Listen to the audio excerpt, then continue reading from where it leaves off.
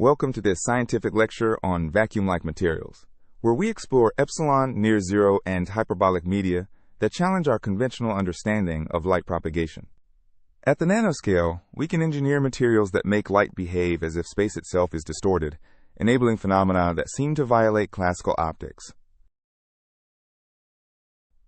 Let's begin by understanding what makes these materials extraordinary compared to ordinary dielectrics and metals. In ordinary materials, both the electric permittivity epsilon and magnetic permeability mu are positive quantities. Mathematically, we express this as epsilon greater than 0 and mu greater than 0. The refractive index is determined by the square root of epsilon times mu. The refractive index n equals the square root of the product of relative permittivity and relative permeability.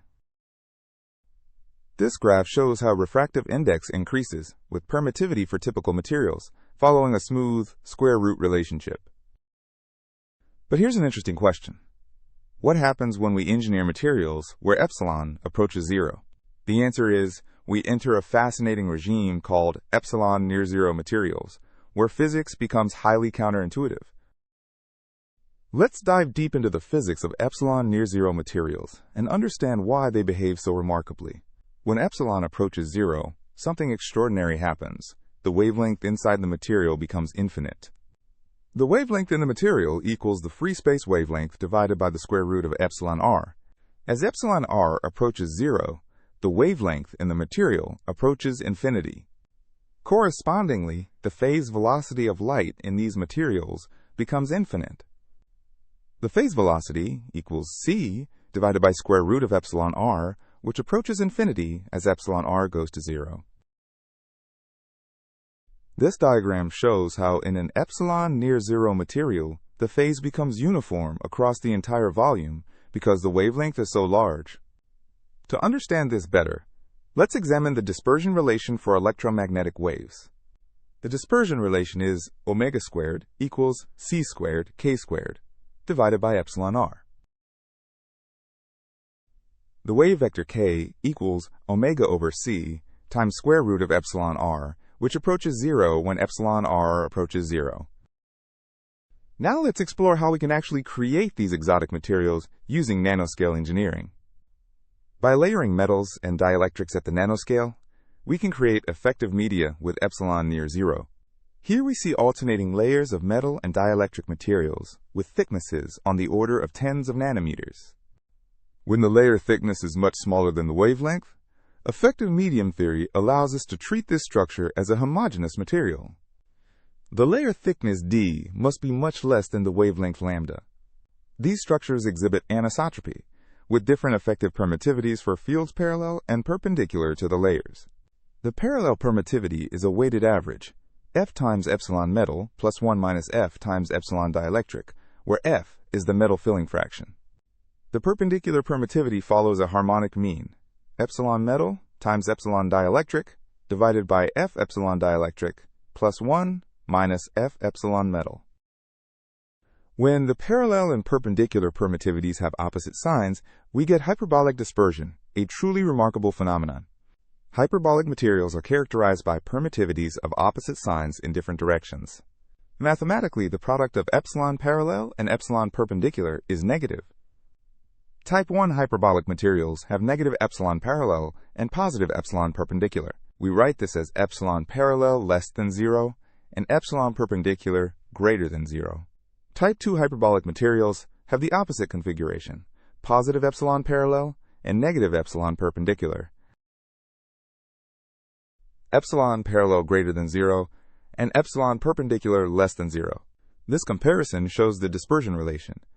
Normal materials have circular isofrequency contours, while hyperbolic materials have hyperbolic contours allowing propagation at extreme angles.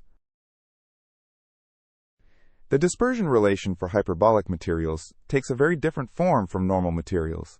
For hyperbolic materials, kx squared plus ky squared divided by epsilon perpendicular plus kz squared divided by epsilon parallel equals omega squared over c squared. One of the most profound consequences of hyperbolic dispersion is an extremely high density of photonic states.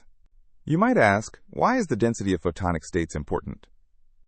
The answer is that density of states controls fundamental processes like spontaneous emission rates and energy transfer between quantum emitters. In normal materials with circular dispersion, the density of states grows polynomially with frequency and is fundamentally limited. For normal materials, density of states is proportional to omega squared. However, in hyperbolic materials, the density of states can diverge, becoming theoretically infinite.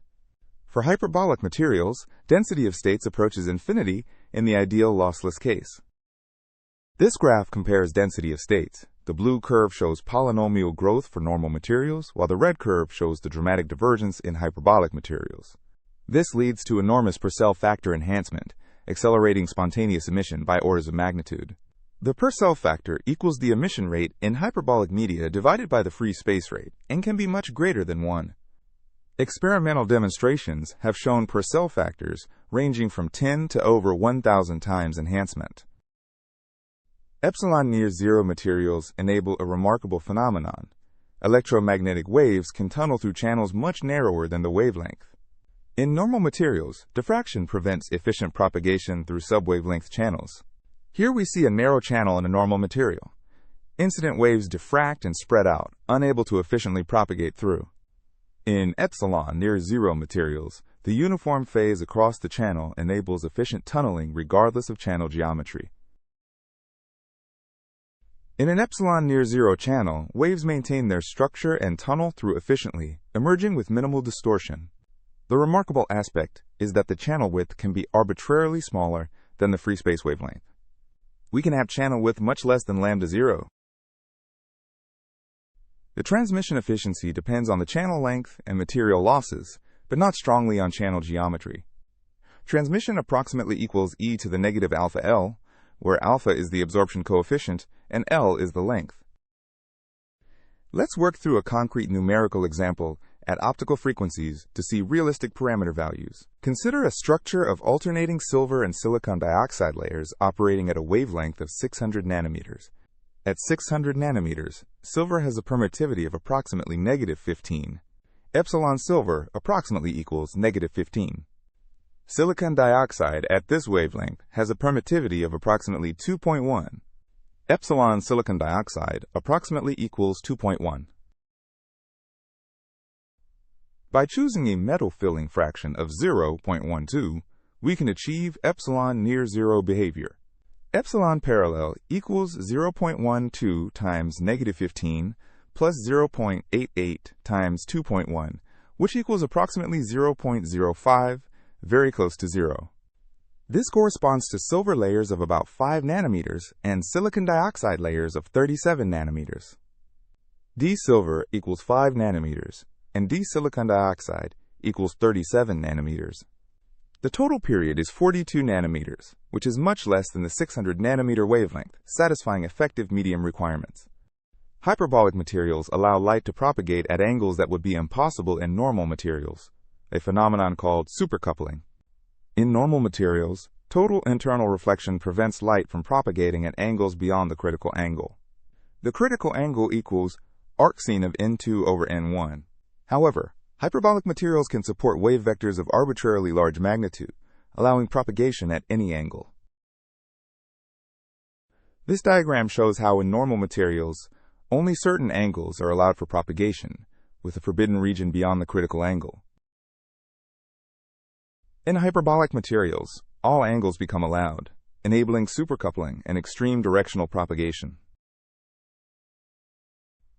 This enables applications in directional emission control, novel waveguiding schemes, and sub-wavelength imaging.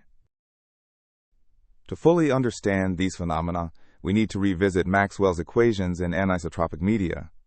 In anisotropic materials, the permittivity becomes a tensor rather than a scalar. Faraday's law remains, curl of E equals negative partial B partial T. Ampere's law, curl of H equals partial D partial T. But now the displacement field D equals epsilon 0 times the permittivity tensor times E. For uniaxial media like our layered structures, the permittivity tensor is diagonal in the principal axis system. The permittivity tensor has epsilon perpendicular on the first two diagonal elements and epsilon parallel on the third. This makes the wave equation direction dependent, leading to the exotic dispersion we've been discussing.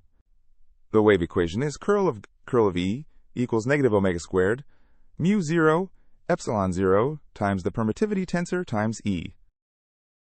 Now we must address the elephant in the room, losses and practical limitations of these materials. Metals inherently have significant absorption losses at optical frequencies due to free carrier damping. The metal permittivity has both real and imaginary parts. Epsilon prime plus I epsilon double prime. The imaginary part represents absorption, converting electromagnetic energy into heat. For silver at 600 nanometers, epsilon double prime is approximately 1, representing substantial loss. This illustrates how intensity decreases exponentially as light propagates through a lossy metamaterial, limiting practical device dimensions. The propagation length is fundamentally limited by absorption, typically to a few micrometers at optical frequencies.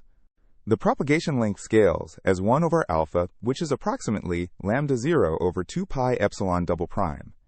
For our silver silicon dioxide example, this gives a propagation length of approximately 1 micrometer.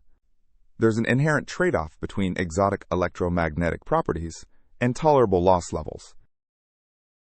Let's discuss how these structures are actually fabricated in the laboratory. Multilayer structures are typically created using thin film deposition techniques like sputtering and thermal evaporation. Modern deposition systems can control layer thickness with better than 1 nanometer precision. This schematic shows a deposition chamber where atoms are deposited layer by layer onto a substrate, building up the multilayer structure. Nanowire arrays can be fabricated using electron beam lithography followed by metal deposition or chemical growth. Structures are characterized using ellipsometry and optical spectroscopy to verify their effective optical properties. A major challenge is maintaining uniformity and quality over areas large enough for practical devices. One of the most exciting applications is achieving super-resolution imaging beyond the diffraction limit. Conventional optics is limited by diffraction to resolving features no smaller than about half the wavelength. The minimum resolvable distance is approximately lambda over 2. At visible wavelengths, this corresponds to approximately 300 nanometer resolution. Hyperbolic materials can support extremely high spatial frequencies that carry subwavelength information. This illustrates how hyperbolic materials can capture and transmit subwavelength spatial details that would be lost in conventional imaging. A hyperlens uses curved hyperbolic metamaterial layers to magnify subwavelength features into the far field. Experimental demonstrations have achieved resolution below 100 nanometers, surpassing the diffraction limit. Let's use an analogy to understand what we're really doing with these metamaterials. You might wonder, how is photonic band engineering different from electronic band engineering in semiconductors? The answer is that the concepts are remarkably similar. We're engineering the band structure, but for photons instead of electrons. Just as semiconductor engineering creates band gaps and effective masses for electrons, metamaterial engineering creates exotic dispersion relations for photons. Periodic structures at the wavelength scale create photonic crystals with band gaps, analogous to electronic semiconductors. Subwavelength periodic structures create effective media with designer optical properties, going beyond what nature provides. In essence, we're engineering the electromagnetic vacuum itself, controlling how photons perceive and propagate through space.